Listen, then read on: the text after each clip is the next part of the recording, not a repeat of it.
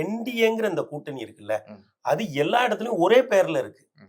காங்கிரஸ் கூட்டணி மட்டும் ஒரு இடத்துல இந்தியா பிளாக்னு வருது, ஒரு இடத்துல மகா கட்பந்தன் வருது. இப்ப இந்தியா பிளாக்னு நீங்க வச்சீங்கன்னா ஜேஎம்எம்க்கு ஒரு 5 சீட் தான் அவங்க கேக்குறாங்க அந்த பார்டர் ஸ்டேட் டிஸ்ட்ரிக்ட்ஸ்ல. அதை இவங்க வந்து கொடுக்க ரெடியாவே இல்லை. அவங்க வெளியே கடைசியில போயிட்டாங்க. இந்த தேர்தலே புறக்கணிக்கிறேன் பெருந்தன்மை காட்டிட்டாங்க. ஏன்னா அவங்க வந்து அங்க காங்கிரஸ் அங்க அவங்களுக்கு ஒரு பார்ட்னரா இருக்கிற காரணத்தினால. இப்ப இதுல என்னன்னா ஆர்ஜேடியோட பிரசன்ஸ் வந்து ஜார்க்கண்ட்ல இருக்கு, ஜேஎம்எம்மோட பிரசன்ஸ் வந்து பீகார்ல இருக்கு. ஆனா காங்கிரஸ் நடந்து கொள்வது இது வந்து ரொம்ப ஆச்சரியப்பட ஒண்ணுமே இல்லை. அவங்களோட வழக்கமான அவங்க இன்னமுமே வந்து நாம தான் இந்தியாவை அதிக ஆண்டுகள் ஆண்ட கட்சி, நாம தான் அப்படிங்கிற ஒரு பெரியண்ணன் மனப்பான்மையில தான் இருக்காங்க. இதுக்கு ஒரு உதாரணம் பாருங்க.